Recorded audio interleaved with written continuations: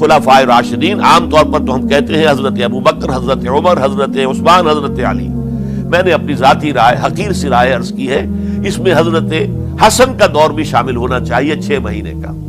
تب وہ 30 برس پورے ہوتے، جو حدیث میں آیا ہے کہ خلافت جو ہے وہ 30 برس رہے گی، اس کے بعد ملوکیت شروع ہو جائے گی. تو ملوکیت کا پہلا قدم یہ تھا کہ حضرت معاویہ نے طاقت سے بزور خلافت حاصل کی. اس لیے ان کو خلیفہ راشد ہم نہیں کہتے. البتہ یہ ضرور ہے کہ ان کا دور بہت پرسکون دور تھا.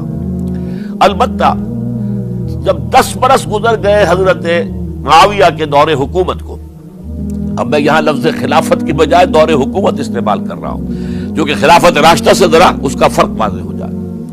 تو اس وقت ایک اور صحابی، جلیل القدر صحابی مغیرہ ابن شعبہ رضی اللہ تعالی عنہ، وہ حضرت معاویہ کے پاس آئے اور انہوں نے یہ کہا کہ دیکھیے، اگر آپ نے اپنے بعد اپنا جانشین نامزد نہ کیا تو ہو سکتا ہے پھر فسادات پیدا ہو جائے، پھر مختلف لوگ خلافت کا دعویٰ لے کر کھڑے ہو جائیں، پھر خانہ جنگی ہو جائے. 5 برس کی خانہ جنگی میں 1 لاکھ سے زیادہ مسلمان شہید ہو چکے ہیں، قتل ہو چکے ہیں، ہلاک ہو چکے ہیں. اب دوبارہ وہی دور نہ آ جائے، لہذا آپ اپنا جانشین نامزد کر دیجئے. امیر معاویہ ریلیکٹنٹ تھے، لیکن انہوں نے دلائل دیے، دلائل مضبوط تھے. انہوں نے کہا کہ اب کبار صحابہ دنیا سے رخصت ہو چکے، وہ جماعت کہ جن کی تربیت اور تزکیہ، جن کی تعلیم حضور نے خود کی تھی اور ان کو اندر سے پاک کر دیا تھا، ان کی نیتیں بالکل پاک ہو چکی تھی، کوئی نفسانیت ان میں نہیں رہی تھی، وہ جماعت تو اکثر و بیشتر اب ختم ہو چکی، فوت پا چکے، وفات ہو چکی. لہذا اب جو ہے اکثر و بیشتر نو مسلم ہیں جو بعد کے فتوحات کے ذریعے سے اسلام لائے ہیں. لہذا ان کے اندر نہ وہ پختگی ہے، نہ ان کے اندر وہ تقویٰ ہے، نہ تدین ہے، نہ اصول پرستی ہے. اسلام کی پوری تعلیمات جو ہیں وہ ان کے وجود کے اندر، ان کے شعور کے اندر گہری اتری ہوئی نہیں ہے. لہذا اب صورتحال وہ نہیں رہ سکے گی جو حضرت ابو بکر یا حضرت عمر یا حضرت عثمان یا حضرت علی کے زمانے میں تھی. لہذا آپ نامزد کیجئے. یہ بھی بتا دوں کہ مغیرہ ابن شعبہ کون تھے رضی اللہ تعالیٰ عنہ. نمبر 1 یہ ہے کہ یہ اصحاب شجرہ میں شامل ہیں، جن 1400 یا 1800 افراد نے حضور سے بیعت کی تھی صلح حدیبیہ سے متصلاً قبل، اس درخت کے نیچے بیٹھ کر، جس کے بارے میں سورہ فتح میں فرمایا گیا کہ لقد رضی اللہ عن المؤمنین اذ یبایعونک تحت الشجرہ. اللہ ان تمام اہل ایمان سے راضی ہو گیا جو ہے نبی صلی اللہ علیہ وسلم آپ کے دست مبارک پر بیعت کر رہے تھے اس درخت کے نیچے، ان میں سے موجود، ان میں یہ مغیرہ ابن شعبہ ہے.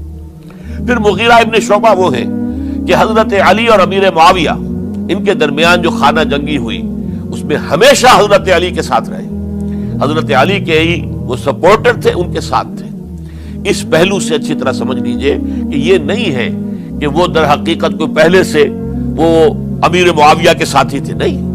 لیکن اب جو صورتحال وہ دیکھ رہے تھے، جہاں دیدہ انسان تھے، بہت بڑے سیاستدان تھے، جانتے تھے حالات کو، حالات کے نبض پر ان کا ہاتھ تھا. لہذا انہوں نے یہ مشورہ دیا اور پھر امیر معاویہ نے اس مشورے کو قبول کر لیا اور یزید کی ولی عہدی کا اعلان کر دیا. یہ بالکل مڈل ہے حضرت امیر معاویہ کے دور خلافت کا درمیان. یہ 10 سال جب ہو گئے تھے حضرت امیر معاویہ کی خلافت کو یا حکومت کو، تب یہ معاملہ پیش آیا اور یزید کے ہاتھ پر یہ بیعت ولی عہدی، تمام جو بھی مختلف گورنرز تھے ان کے ذریعے سے کہہ دیا گیا اپنے اپنے علاقے کے لوگوں سے بیعت لے لو. یہ بیعت عام طور پر لوگوں نے کر لی. البتہ 5 شخصیتیں جو بہت نمایاں تھیں انہوں نے اس بیعت سے انکار کیا. ان میں کون تھے ذرا نوٹ کیجئے. حضرت ابو بکر فوت ہو چکے، ان کے بیٹے عبد الرحمن ابن ابی بکر. حضرت عمر فوت ہو چکے، ان کے بیٹے عبداللہ ابن عمر. حضرت زبیر فوت ہو چکے، ان کے بیٹے عبداللہ ابن زبیر. حضرت عباس فوت ہو چکے، ان کے بیٹے عبداللہ ابن عباس. حضرت علی شہید ہو چکے، ان کے بیٹے حسین ابن علی رضی اللہ تعالی عنہم اجمعین. یہ 5 جو امت کے بہت بڑے 5 افراد کے گویا کے وہ چشم و چراغ تھے ان گھرانوں کے، انہوں نے انکار کیا. اور ان میں خاص طور پر عبد الرحمن ابن ابی بکر نے یہ جملہ کہا کہ تم چاہتے ہو کہ قیصر و کسریٰ کی سنت پر عمل کرو کہ باپ کے بعد بیٹا حاکم بن جائے. یعنی ایک قدم تو خلافت کا نظام پہلے ہی نیچے اتر چکا.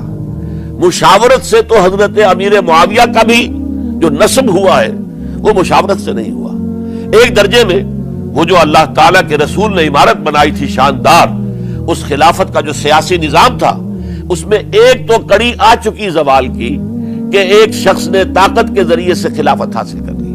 اب اس کی اگلی کڑی لانا چاہتے ہو کہ کیسر و کسرا کے طریقے سے خاندان کے اندر، ایک قبیلے کے اندر یہ خلافت جو ہے یا حکومت جو ہے نسل بعد نسل، باپ کے بعد بیٹا اور بیٹے کے بعد پوتا، اس کو ہم کبھی گوارا نہیں کریں گے. حضرت امیر معاویہ بہت دانشمند انسان تھے. انہوں نے ان پانچوں حضرات پر کوئی تشدد نہیں کیا، کوئی جبر نہیں کیا، بلکہ رہنے دیا. ٹھیک ہے، یہ بیعت نہیں کر رہے، ابھی تو بیعت ولی عہدی ہے، کوئی حرج نہیں. لہذا کوئی جھگڑا، کوئی اس وجہ سے کوئی فساد، اس بنا پر کوئی جنگ نہیں ہوئی. 10 سال گزر گئے، یعنی 10 سال تک یزید ولی عہد رہا ہے. 10 سال تک. اور اس سوائے ان 5 بڑی شخصیتوں کے جو پوری امت تھی، عوام الناس تھے، ان سب نے اسے قبول کیا. یہ صورتحال اب جب پیدا ہوئی جب حضرت امیر معاویہ کا انتقال ہو گیا، یہ سن 60 ہجری ہے. اب سوال پیدا ہوا کہ وہ ولی عہدی کی بیعت اب بیعت خلافت میں منتقل ہو جائے گی. لہذا پھر یہ ہوا کہ سب لوگوں سے، سب گورنروں کو لکھ دیا گیا تمام صوبوں کے اندر کہ اپنے اپنے لوگوں سے بیعت لے لو.